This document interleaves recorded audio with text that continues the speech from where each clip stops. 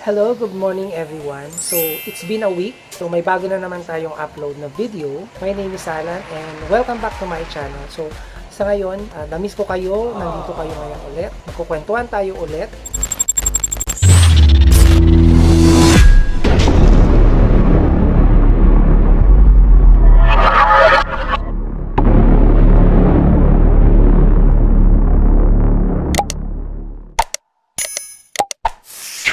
It's been a week.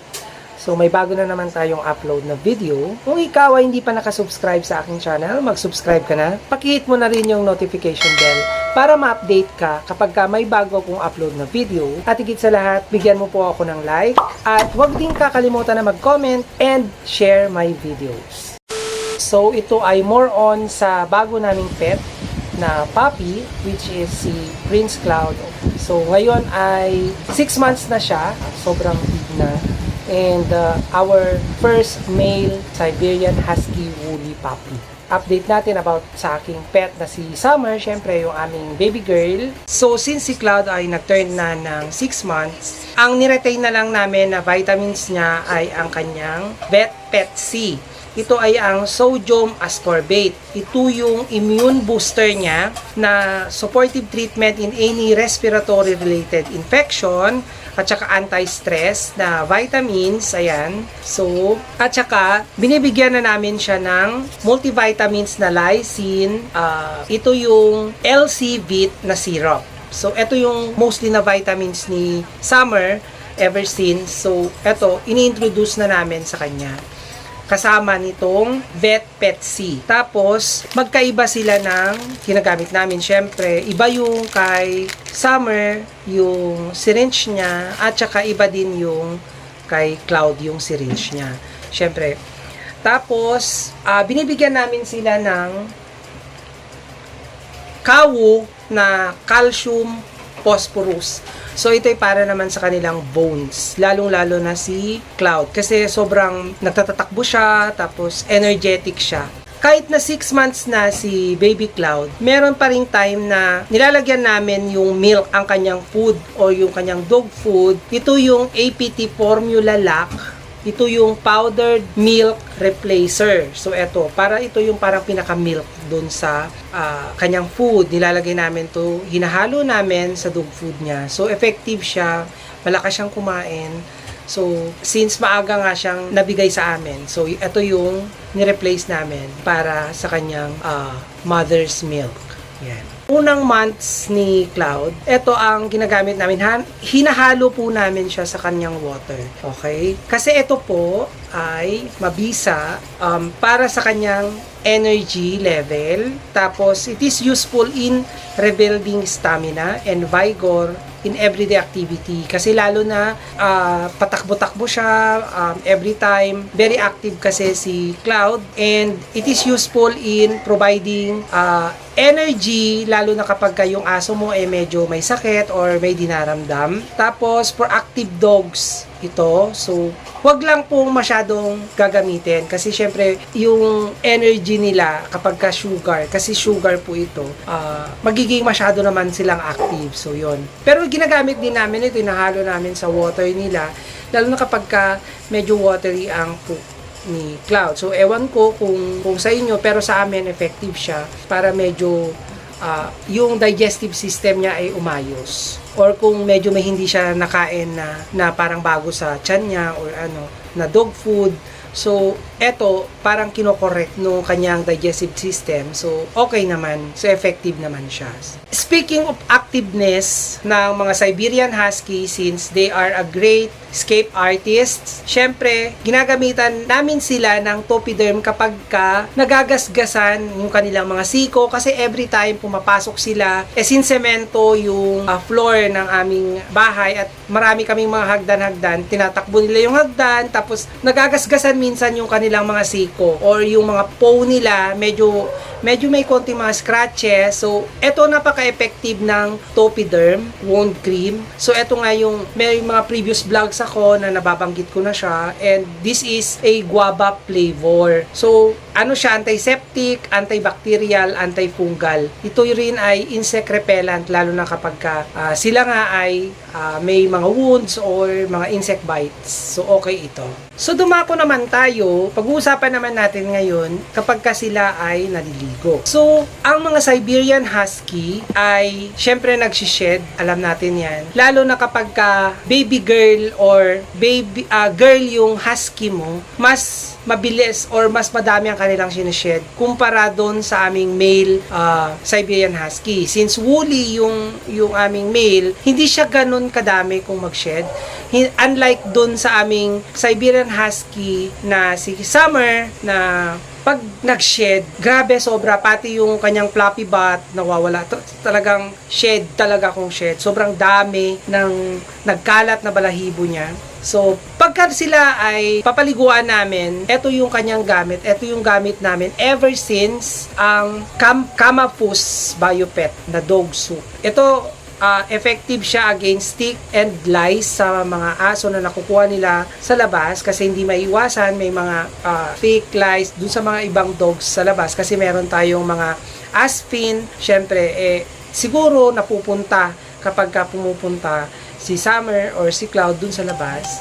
Pero before, si Summer pa lang kasi bago pa lang sa amin si Cloud. And so far, wala pa naman kaming nakikitang mga alaga si Cloud. So, pero si Summer during that time, ito yung gamit niya na sabon at hanggang ngayon, ito yung gamit din namin na sabon. Ito yung Jojoba Essence. So, after namin siyang paliguan, ang gagawin mo ay tutuyuin mo siya ng 24 hours. So, hintayin natin siyang matuyo ng 24 hours yung kanyang balahibo. Bago natin to i-spray, sobrang effective. Nawawala yung kanilang mga thick and mga fleas. Kasi ito, i-spray lang natin. Huwag lang natin itatapat dun sa kanilang mga, syempre, open sa eyes, sa mouth, sa nose.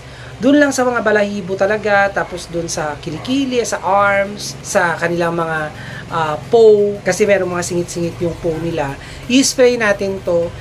Don't worry, very safe. Ito ay non-toxic and insect repellent din siya. So, ito ay organic herb ang ingredients niya. So, effective talaga siya. Ang ginagamit naman namin para sa kanilang oral health, ito ay ang Bioline na binibili namin sa Pet Express. Ito yung teeth cleaning spray, pero most of the time ginagawa namin, nilalagay namin siya sa isang small cup kasi pag ini-spray mo siya, nagugulat sila, lalong-lalo na si Summer. Parang hindi siya ganun na ka-comfortable dun sa spray. So inaano namin, tapos sinasawsaw yung kanilang brush or toothbrush, saka namin sila igaganon dun sa teeth nila, lalo na malalaki ang teeth. Eto, may papakita kong video, ayan. Papakita ko dito yung video nung mga teeth ni Cloud kasi yung puppy namin, nung time na naglalagas yung kanyang ngipin para mapalitan ng permanent teeth, yun. So, tumubo na siya ang bilis. Tumubo na, lalaki na. So, ito yung mga gamit namin. And, so with this tooth gel, ito yung ginagamit namin para sa kanilang bilang toothpaste sa kanilang toothbrush. Huwag mo lang masyadong stressin, ganun mo, ilagay natin siya dito sa kamay, tapos i-toothbrush mo siyang ganun. So, ingat lang kasi syempre may mga pagkakataon na kapag medyo mabagal ka, aano yung ngipin nila. So, ingat lang, baka ma-stress yung aso. Meron din, nilalagay ko yung link sa taas nung time na bago pa lang ang aming pet na puppy na si Cloud. Ang dami-dami niyang hotspot. So, nag-research ako, bacteria nga daw yon. Nag-try kami ng betadine. Piniprick din na ng ate ko before. Pero, every time, from time to time, bumabalik siya. So, yung tiyan niya, pasintabi ulit sa mga kumakain at nagmimerienda, medyo madami, pinuputakti siya ng hotspot. Ito yung marirecommend ko. Sa ngayon, ito yung video na okay na yung tiyan niya ngayon. Tapos, ito yung ginamit din namin. Yan. So, ito siya. Ito yung Jojoba Essence. Ito yung herbal cream. Sobrang napaka-effective ito. So, baka meron kayong puppy kasi puppies are commonly nagkakaroon ng hotspot. So, yun, pwede nyo po itong gamitin. Recommended ko po ito. Makakatulong po ng malaki sa inyo. Ayan. So ayan, so speaking, may mga bago pa kaming binili.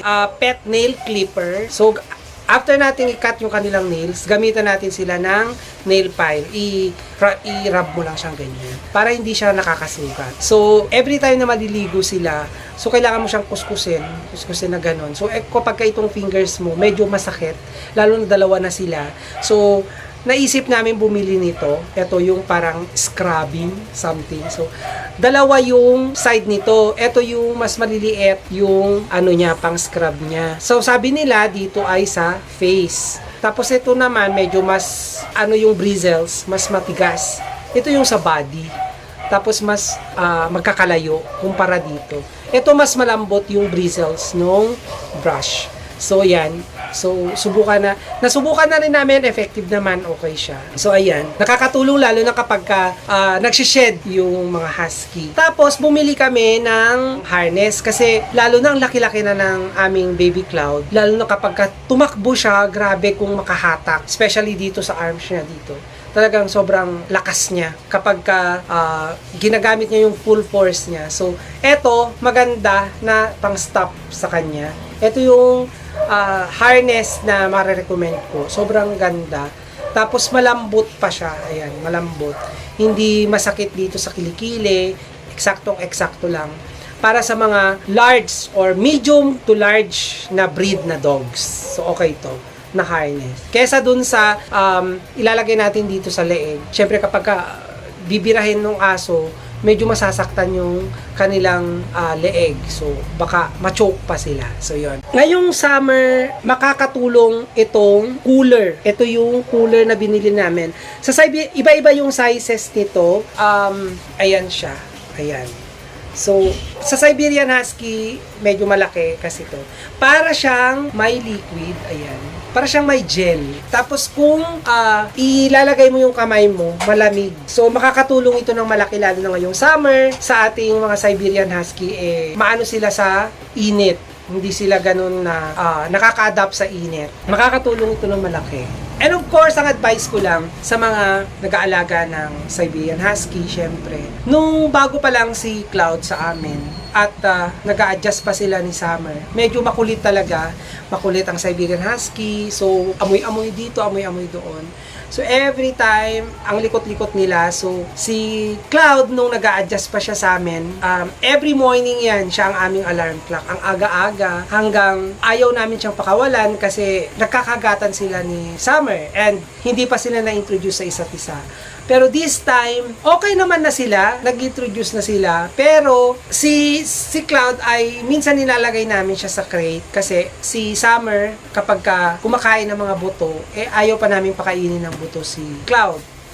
Oo, si Cloud. Kasi nga, baka soft pa yung kanyang lalamunan. So, yun. Nagkaagawan sila sa pagkain every time. Kaya, ang ginagawa namin para hindi sila masyadong mag-aagawan sa pagkain, lalo na ang mga Siberian Huskies, or lalo na ang ating mga pet dogs, kapag sila ay kumakain, territorial sila. So, kailangan magkahiwalay sila. Ngayon, okay na sila na dalawa. Medyo makulit lang talaga si Cloud and mas mabigat, syempre. Mas karinyo brutal kapag siya ay sumalubong sa iyo, talagang nakakalmot ka niya and yung force niya sobrang lakas. And yun, so ipapakita ko yung mga different video clips ni Cloud and subukan natin si Summer kung may mga video clips din siya. Ilalagay ko lahat dito sa aking video presentation sa ngayon. So sana may natutunan kayo sa aking mga tips na binigay at sana bumili kayo ng mga kakailanganin ng inyong mga pet dogs. Lalo-lalo na sa ngayon, medyo mainit. So kailangan nila ng attention, kailangan nila ng ating syempre patience. Kasi kapag ikaw ay nag-aalaga ng hayop, mapahayop man yan, mapaplants man yan, kailangan nila ng TLC or Tender Loving and Care. So yun. Sana po nag-enjoy kayo sa aking munting information na naibahagi sa ngayon. Kita-kita po ulit tayo ulit sa aking susunod na video. Kaya kung ikaw ay umabot na ng hanggang dito bago ako magpaalam, mag-subscribe ka na, pakihit mo na rin yung notification bell para ma-update ka kapag may bago akong upload na videos about life, about work or sa ating career, about my pets, leisure or higit sa lahat sa ating mga hobbies. So yun, mag-subscribe ka na po. And then, give me a like, tapos mag-comment ka na rin. Baka may mga information pa ako na kailangan at saka baka may gusto ka ding ibahagi sa akin or sa ating mga viewers. And then, don't forget also to share. Maraming salamat po sa panonood. Siyempre, ako po ulit si Piting TV. Ang isang simpleng buhay empleyado, magbibigay ng pagmamahal, pagpapahalaga, at inspirasyon po sa inyong lahat, itong simpleng buhay ko. Kita-kita po tayo ulit sa aking susunod na video. Maraming salamat.